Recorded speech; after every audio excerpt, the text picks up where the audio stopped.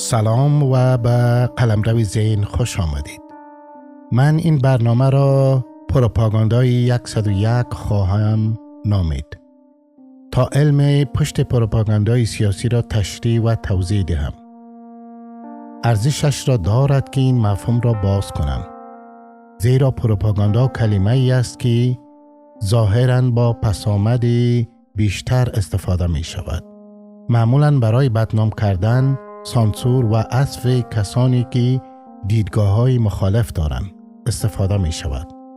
اما این یک استفاده بسیار تبلیغاتی یعنی پروپاگاندیستی از کلمه پروپاگاندا است. زیرا راه مقابله با پروپاگاندا باز بودن انجام بحث‌های منطقی است و نه استفاده از تکنیک‌هایی که عملاً پروپاگاندا هستند برای تضعیف تبادل استدلال‌های منطقی. ما می‌بینیم که پروپاگاندا یک معنی واضح دارد و همانطور که گفتم یک علم پشت پروپاگاندا وجود دارد. در واقع یک علم بسیار دقیق و این مقدمه خواهد بود برای این علم. پروپاگاندا اکنون معمولاً با دروغ، اطلاعات نادرست یا حتی تکرار روایت‌های طرف‌های مخالف مرتبط هست. با این حال این دلالت دارد که شما برای فریب دادن مخاطب به جنبه‌های منطقی او متوسل می‌شوید، اما این تعریف خوبی از پروپاگاندا نیست. پروپاگاندا علم دستکاری مخاطب با توسل به جنبه‌های غیر منطقی طبیعی انسان است، یعنی ضمیر ناخودآگاه. زیرا ما می‌دانیم که فرد می‌تواند منطقی باشد. با این حال این نیز درست است که انسان‌ها بر اساس غریزه عمل می‌کنند و یکی از قوی‌ترین غرایز در طبیعت انسان نیاز به تطبیق با گروه است. زیرا انسان‌ها در گروه‌ها سازماندهی می‌کنند. ما هزاران سال است که در گروه‌ها سازماندهی کرده ایم تا معنای مشترک و امنیت مشترک داشته باشیم. به همین دلیل است که ما به طور طبیعی به سمت گروه‌بندی‌های مانند خانواده، ملت، گروه‌های مذهبی گرایش پیدا می‌کنیم. این یک غریزه بسیار اصلی در طبیعت انسان هست و همچنین ایجاب می‌کند که ما دقیقاً با گروه اطرافمان سازگار شویم. بنابراین این یک مسئله کلیدی در طبیعت انسان هست. ما افراد منطقی هستیم، اما تا حد حیوانات غیر منطقی نیز هستیم که در گروه ها سازماندهی میکنیم و کسی جز زیگموند فروید علم روانشناسی گروه را معرفی نکرد. او همچنین تشخیص داد که در حالی که فرد منطقی است، در یک محیط گروهی فرد حس فردیت خود را از دست می‌دهد. یعنی فرد به راحتی متقاعد، احساساتی، تکانشی می شود. فرد تفکر منطقی و محدودیت‌های اخلاقی را سرکوب می‌کند. این کاری است که روانشناسی گروه با فرد منطقی انجام می‌دهد و راه‌هایی برای دستکاری روانشناسی گروه وجود دارد. اما ما همچنین می‌بینیم که مشارکت در گروه‌ها یک آگاهی گروهی جمعی، غرایز اجتماعی یا غرایز گله‌ای، غرایز قبیله‌ای را تشکیل می‌دهد. اینها موضوعات مشترکی هستند و نیاز شما به تطبیق با گروه واقعاً ملاحظات منطقی را تحت الشعاع قرار می‌دهد. به همین دلیل فروید استدلال کرد که گروه فاقد قابلیت انتقادی است، فقط با گروه سازگار می شود. به عبارت دیگر، کاری که یک فرد هرگز به دلیل محدودیت‌های اخلاقی یا ملاحظات منطقی انجام نمی‌دهد، اگر فعالیت کل گروه باشد بیشتر مایل به انجام آن خواهد بود. اگر بقیه گروه آن را انجام دهند، او به طور غریزی با گروه همسو خواهد شد و بیشتر تحت تاثیر احساسات قرار خواهد گرفت تا هر چیز یا پدیده منطقی.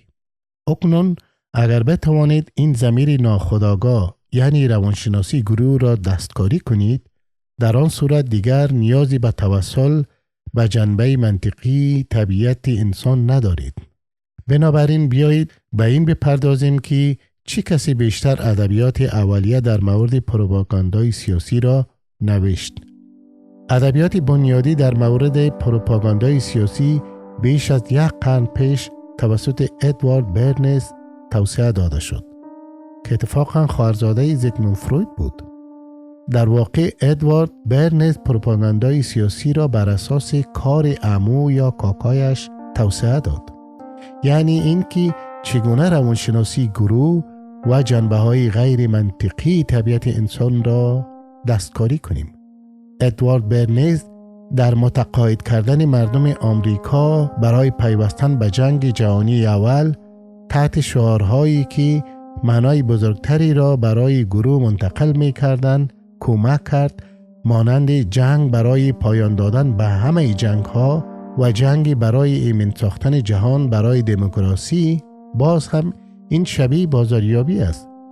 گویی او دارد محصولی را می فروشد و تا حد زیادی پروپاگاندای سیاسی همین است، بازاریابی سیاسی.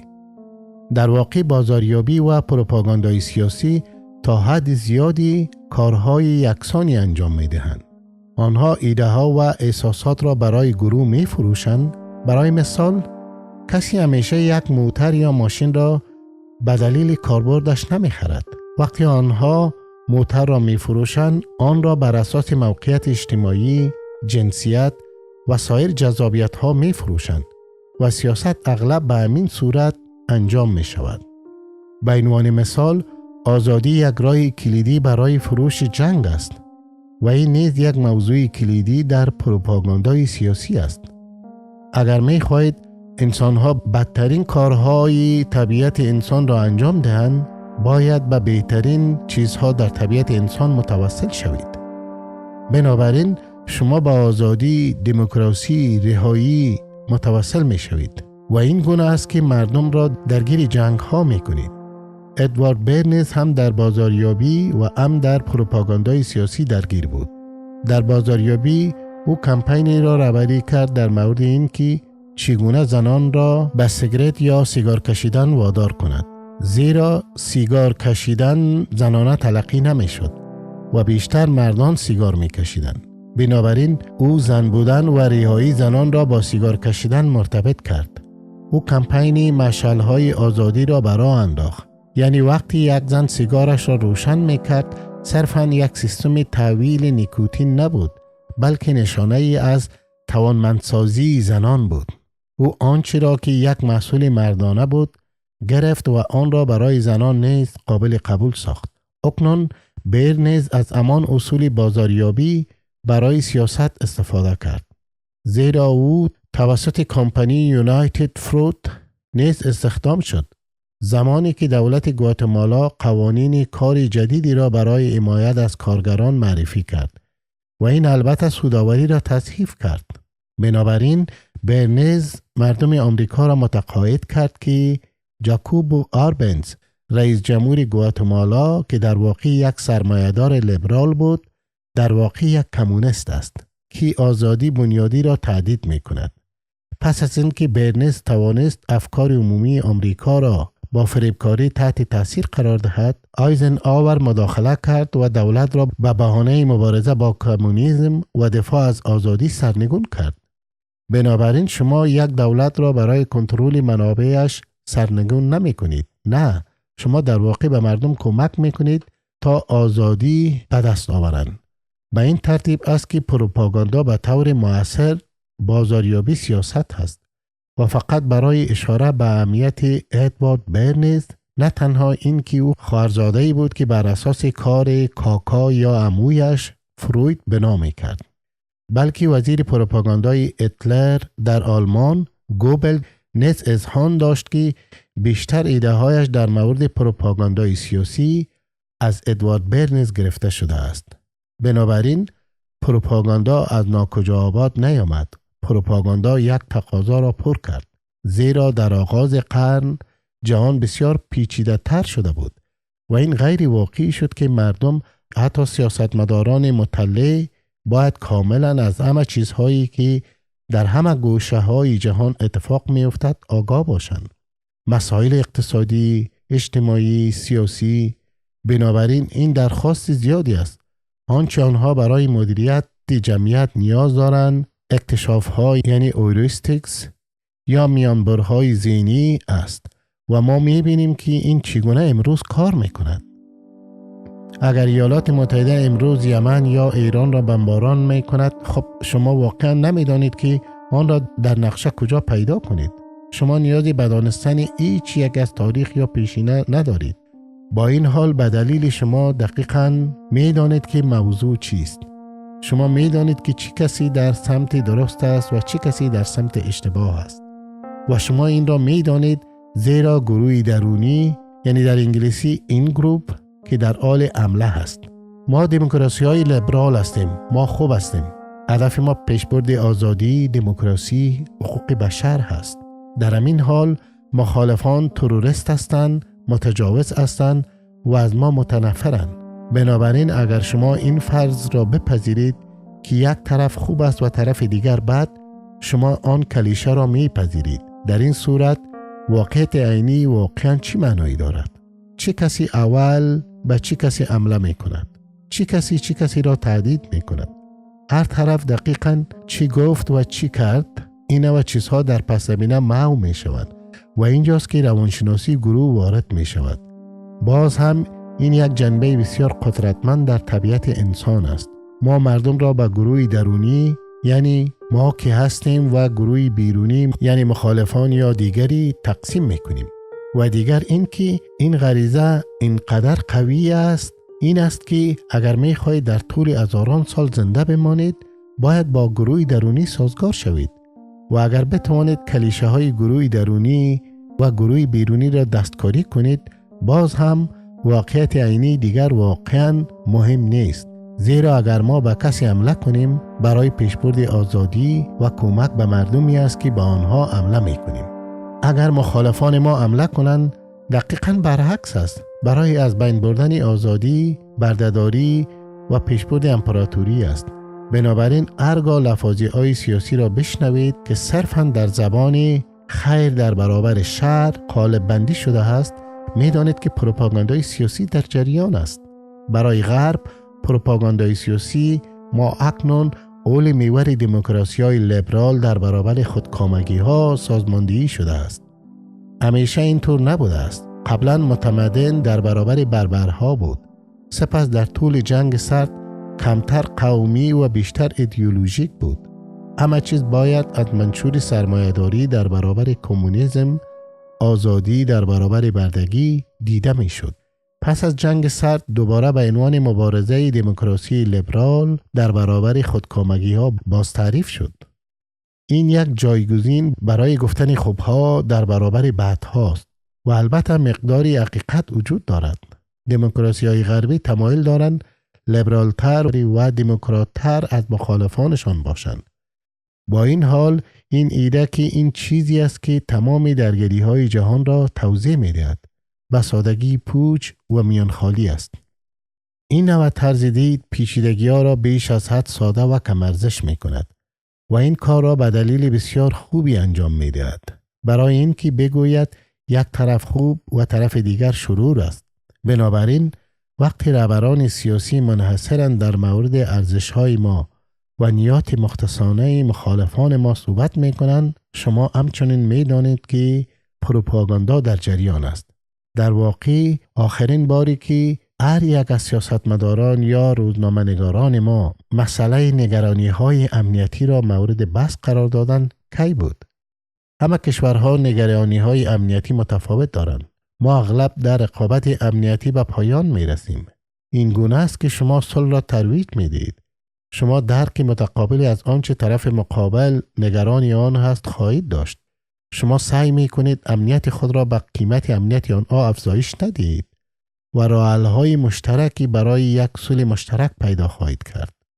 اما باز هم آخرین باری که هر یک از سیاستمداران یا روزنامه‌نگاران ما حتی جرأت کردند در مورد نگرانی‌ها و منافع امنیتی روسیه یا چین یا ایران بحث کنند کی بود؟ آنها دیگر این کار را نمی کنند.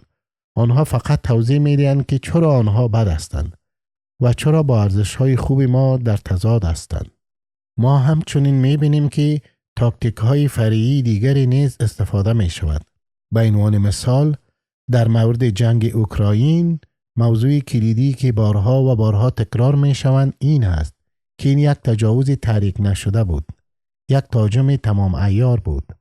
اگر ما یک بحث منطقی با استدلال داشته باشیم، رد کردن این ادعاها بسیار آسان است. اما ما چنین بحثی نداریم. در واقع ما می‌بینیم که ذهن انسان شیوهی که ما یاد می‌گیریم تمایل دارد آنچه را که آشنا هست با آنچه که واقعی است اشتباه بگیرد.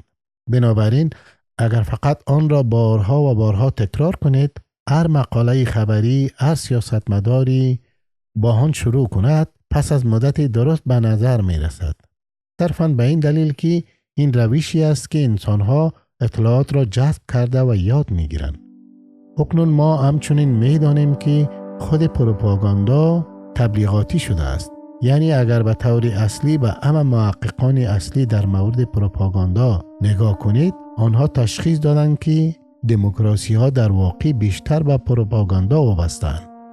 زیرا زمانی که حق رأی گسترش یافت و در واقع دموکراسی مستلزم آن هست که حاکمیت به مردم منتقل شود، ناگهان مدیریت توده مردم اهمیت بیشتری پیدا می کند. اگر شما یک خودکامگی واقعی هستید، مجبور نیستید که تا این حد به مردم توجه کنید. در این صورت تقاضا برای پروپاگاندا کمتر هست و این یک تحول یا نکته جالب برای بررسی است.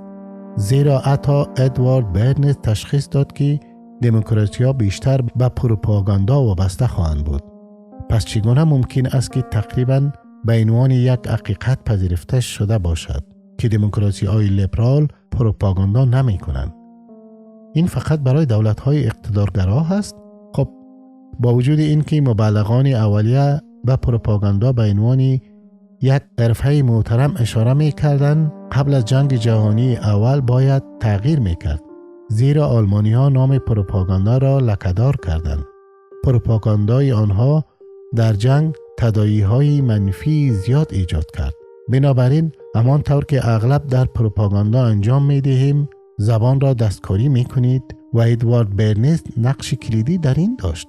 او آن را به عنوان روابط عمومی باز نامگذاری کرد و باز هم این کاری است که ما انجام می‌دهیم. گروه درونی که خوب است روابط عمومی انجام می‌دهد. گروه بیرونی طرف مقابل آنها پروپاگاندا می‌کنند. و اگر ما جامعه کشورهای دیگر را دستکاری کنیم، ما جامعه مدنی را درگیر می‌کنیم. ما در حال درگیر شدن در دموکراسی هستیم. اگر مخالفان ما دقیقاً همان کار را انجام دهند، پس آن جنگی هیبریدی است. بنابراین شما دو مجموعه زبان ایجاد می‌کنید تا از هر گونه مقایسه بین گروه درونی و گروه بیرونی جلوگیری شود. اکنون فقط برای پایان دادن والتر لیمپن نظر خود را در مورد پروپاگاندا تغییر داد و همچنین نقش کلیدی در توسعه ادبیات اولیه در مورد پروپاگاندای سیاسی داشت. اما به دلیل مزایا در برابر معایب نظر خود را تغییر داد.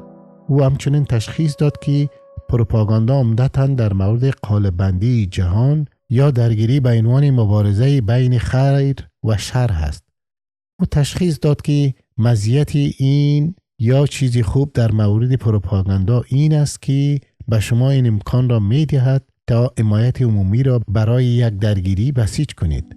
اگر به مردم خود بگویید که شاید جنگ نخواهند، مانند آمریکایی ها در طول جنگ جهانی اول، که این یک مبارزه بین آزادی و بردگی است.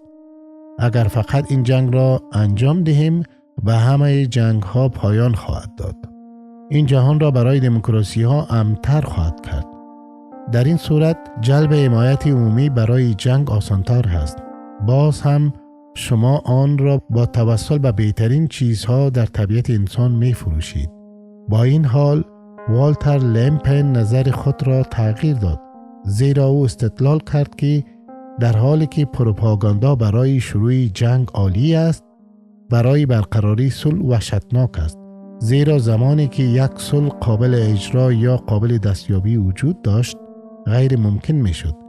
زیرا او این نکته را مطرح کرد: چگونه می توانید با شر سازش کنید؟ اگر مردم خود را متقاعد کنید که در حال مبارزه با یک دشمن شیطانی هستید، چگونه می توانید یک صلح قابل اجرا داشته باشید و به همین دلیل است که پروپاگاندا برای بسیج مردم برای جنگ عالی است. اما هنگامی که نیازی به پایان دادن به جنگ هست، شاید یک راه حل صلح‌آمیز در دسترس باشد یا به سادگی ما در حال باختن جنگ باشیم. در آن صورت یک صلح قابل اجرا دیگر قابل دستیابی نیست و چه توصیف بهتری برای جنگ فعلی ما در اوکراین وجود دارد. ممنون که تا آخر با ما بودید. در برنامه بعدی با یک موضوع خیلی جالب باز هم در خدمت قرار میگیریم. خدا نگهدار و روزگار به کامتان باد.